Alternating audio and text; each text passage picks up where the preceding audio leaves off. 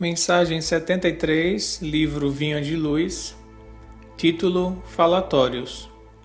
Segunda carta de Timóteo, capítulo 2, versículo 16, diz Paulo: Mas evita os falatórios profanos, porque produzirão maior impiedade.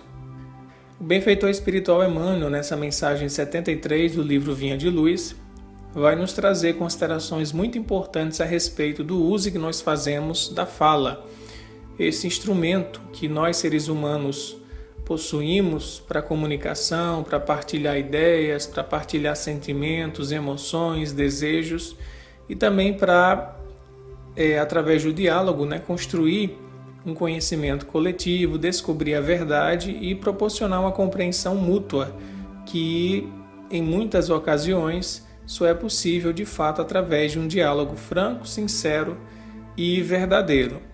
Mas, infelizmente, a nossa humanidade, em geral, ainda faz mau uso desse instrumento divino que Deus nos concedeu, que é a palavra. Se nós resgatarmos nos contextos bíblicos a importância da palavra, nós vamos ver que foi através da palavra que Deus criou todas as coisas. No livro de Gênesis está escrito: E Deus disse: faça-se a luz, e a luz foi feita. E Deus disse: faça-se aquilo, e aquilo foi feito. E Deus disse, etc, etc. Então, é o poder do verbo no sentido de vibração.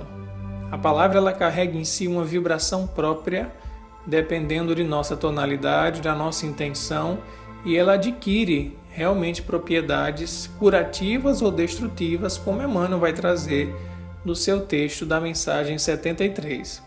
Ele inicia as considerações dizendo que é comum na atividade religiosa e científica a pesquisa pelos desequilíbrios do mundo e a busca para extinguir esses desequilíbrios no sentido de questões de saúde, como o álcool, como a sífilis, como epidemias que estragam a nossa saúde ou deprimem o nosso caráter, e é um esforço louvável que os nossos cientistas e religiosos empreendem para que tenhamos uma vida mais saudável, mais harmônica, mais feliz.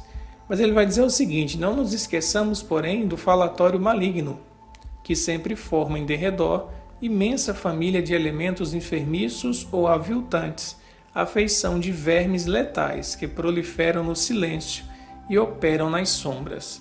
Essa expressão proliferam no silêncio e operam nas sombras nos dão a dimensão do impacto e da permanência que a vibração da palavra tem. Porque não é só naquele momento. Uma palavra mal colocada, uma expressão mal posicionada, ela vai repercutir por muito tempo, dependendo da pessoa que recebe, dependendo da sensibilidade daquela pessoa, da fragilidade. Uma palavrinha só pode ali desmoronar um processo de autodestruição, fazendo a pessoa ter baixa estima, fazendo a pessoa deixar de ter amor por si mesmo, rompendo relações de confiança, e isso a um médio e longo prazo, por causa de uma única palavra. Então, ela prolifera a sua ação, como diz Emmanuel, no silêncio e opera nas sombras. Então fica aquela vibração pairando no ambiente como magnetismo inferior e afetando a pessoa que está fragilizada ou é receptiva a esse tipo de palavreado menos digno. Então nós temos um poder na palavra, tanto de curar como também de fazer as pessoas adoecerem, uma vez que palavra é vibração, né?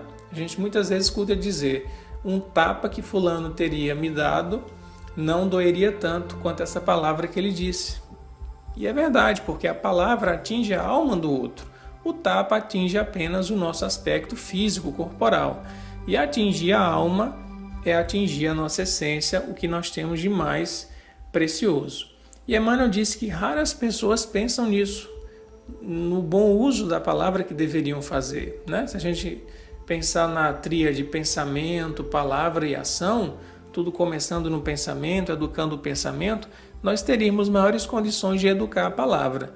Mas como a nossa mente ainda é muito perturbada, é muito agitada, os impulsos nos governam, é natural, ainda na nossa condição, que expressemos palavras de baixo calão, palavras que depois a gente se arrepende de ter dito, porque vivemos no calor das emoções. Se houvesse serenidade em nossos corações, se houvesse calmaria em nossos pensamentos, as nossas palavras seriam bem mais produtivas, meditadas e seriam ditas com parcimônia e sempre com elevação.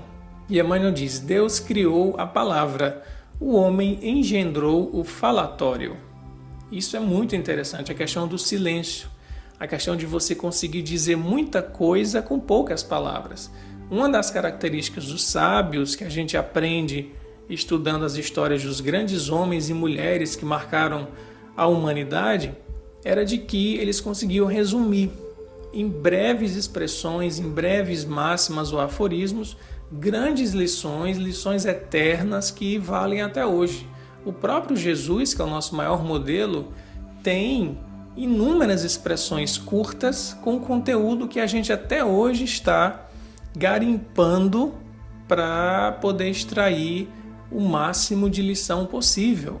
Então, falar pouco com grande conteúdo é o nosso grande desafio.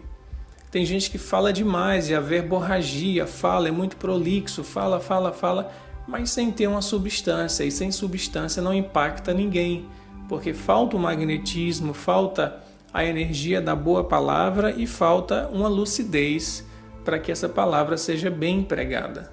Então, a marca de um homem sábio é falar pouco e falar nas horas certas. Há inclusive um ditado grego do mundo antigo que diz o seguinte: a palavra é prata, o silêncio é ouro.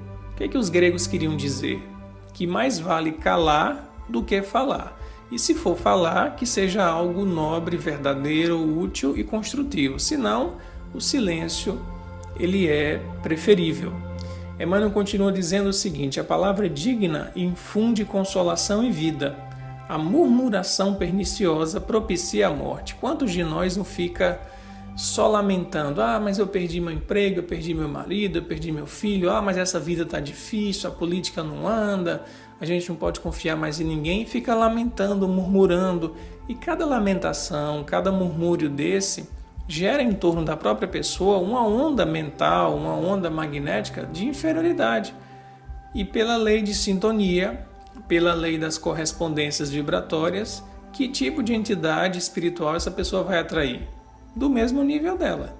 Ela vai ficar ali sintonizada nessa autodepreciação, nessa reclamação com tudo, nessa revolta. Então não adianta nada, não é construtivo de forma nenhuma e propicia a morte. Morte aqui, quando Emmanuel está dizendo, não é no sentido de morrer, de você naquela hora vai desencarnar, né? Morte é no sentido de você perder qualidade de vida. A gente encontra muito a expressão bíblica morte e a expressão bíblica vida, significando qualidade, consciência, despertar espiritual.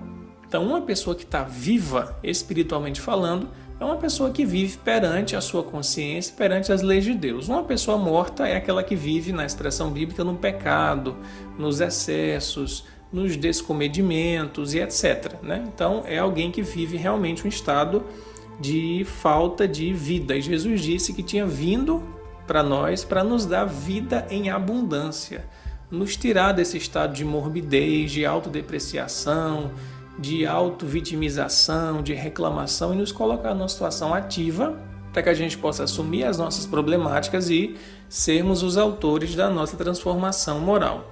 E Emmanuel traz uma reflexão já no final do seu texto, dizendo o seguinte: se o álcool embriaga os viciosos, aniquilando-lhes as energias, que dizer da língua transviada do bem que destrói vigorosas sementeiras de felicidade e sabedoria, amor e paz? Se há educadores preocupados com a intromissão da sífilis, por que a indiferença alusiva aos desvarios da conversação? Então, a educação espírita ela é vista de forma integral. É preciso ter uma saúde, é preciso ter uma consciência tanto corporal como espiritual, e sobretudo espiritual. Porque as nossas mazelas espirituais vão ter uma repercussão no corpo físico, na forma de doenças, na forma de alergias, na forma de transtornos, na forma de disfunções orgânicas, enfim. Então, o cuidado moral, desde o pensamento, passando pela palavra, é de suma importância. Não adianta ter só as taxas de colesterol, de pressão, de glicose, ok, como diz a medicina. É preciso ter também as nossas taxas de vibração mental em alta sintonia, altas taxas de vibração positiva, né?